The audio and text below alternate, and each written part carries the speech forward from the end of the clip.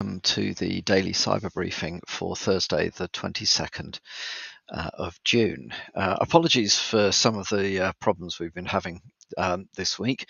I use Restream, and Restream and I have not been getting on very well this week so far. Hopefully, this briefing will actually work. There won't be a briefing tomorrow morning because I'm traveling, so the next one will be on Monday. So let's get stuck into things for today. Apple have released a patch for the zero-day kernel exploit that was reported by Kaspersky recently, at the beginning of June, I think.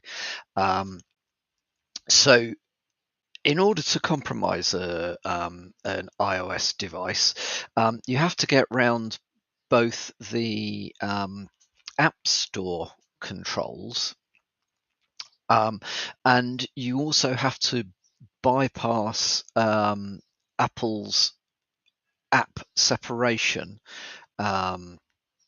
which limits the reach of each app to a kind of walled garden of its own, as they describe it. Now, pretty much the only way to get around those two things would be to have found a kernel vulnerability, because it's the kernel that implements the sandboxing, or the walled gardens, as they call them. And yes, there was an issue at a kernel level. So two fixes have been pushed out as of the 21st, as of yesterday. They fixed CVE 2023 32439, which is a type confusion in WebKit, and CVE 2023 32434, which is an integer overflow in the kernel. So rather typically, Apple are not giving away a lot of information about this stuff, but it is known that the exploits may have been around since before iOS version 15.7. Most important thing to do would be to update any iOS devices, and also Mac OS devices as well, and Safari. So there are various Apple patches to apply that gets around this, and other security fixes. And yes, I can confirm that I checked this morning and on an iPhone, and there is a patch waiting to be deployed. So yep, time to get patching if you have Apple devices. There's an exploit that's been released for the Cisco AnyConnect bug, the exploit giving system privileges.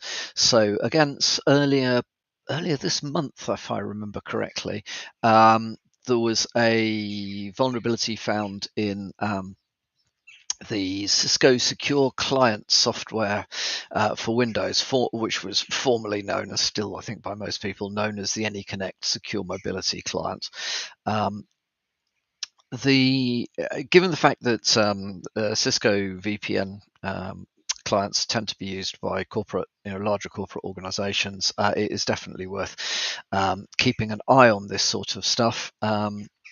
The vulnerability rather that is being exploited is CVE 2023-20178, and it has been fixed with update to the AnyConnect client for Windows 4.10 MR7 or 5.0 MR2.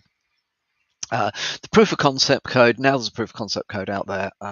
Expect people to be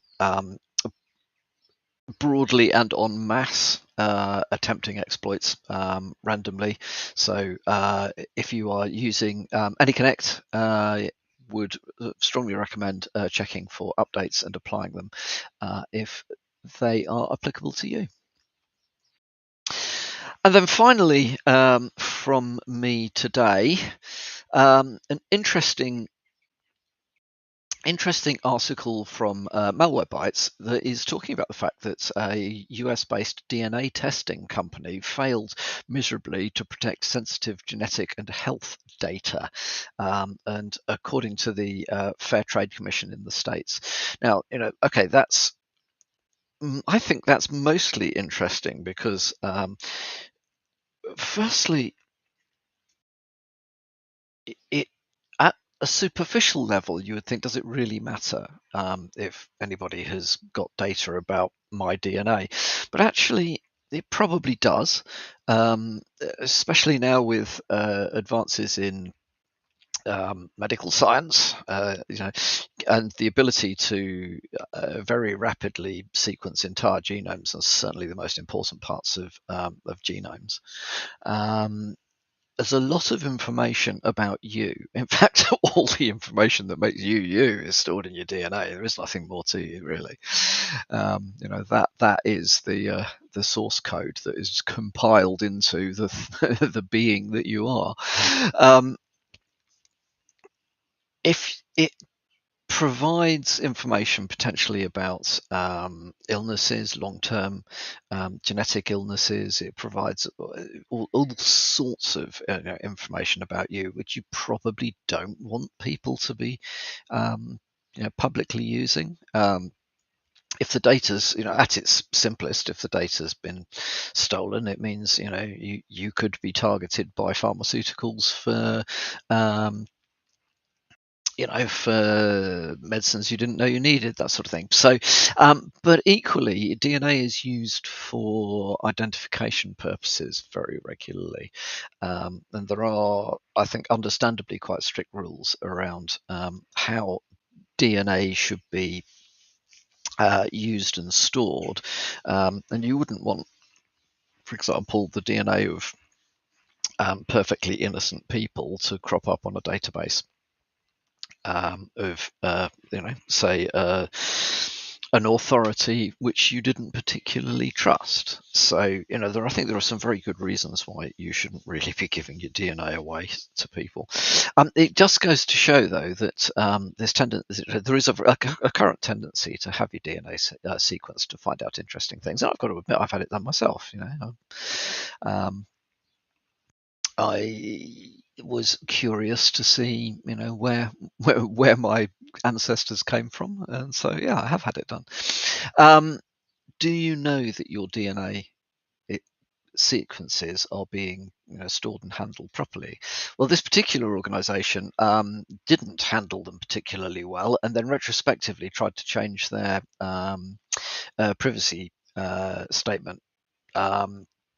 To cover up the fact that they hadn't been dealing with the people's DNA properly. Now, leading on from that, anything which is unchangeable about you, which might get used to identify you, I think it's quite worrying if that stuff could be lost in a data breach. So, fingerprints, iris prints, voice prints.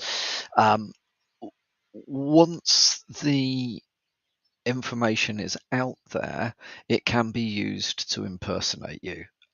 So, if your fingerprint reader, for example, when you touch the fingerprint reader, it converts that into something digital. It's kind of obvious, but I don't really think that people kind of get this.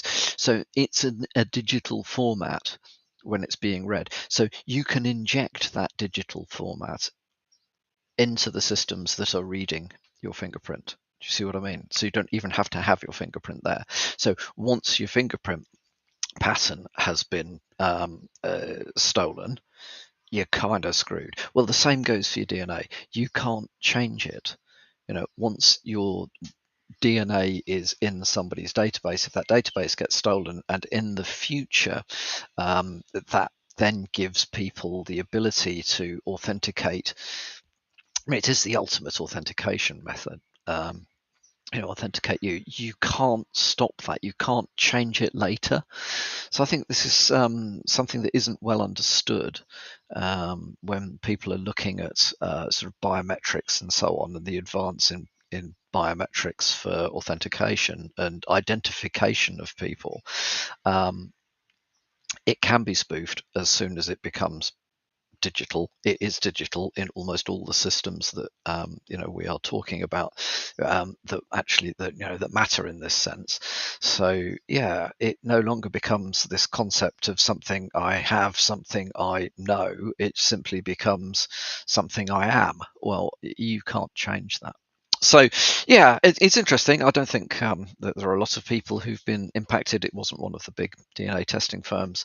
The They've had their knuckles wrapped, although rather mildly. The fine was very small, apparently, for this. But I would say do think carefully about where you store biometric data and who you allow to handle your biometric data.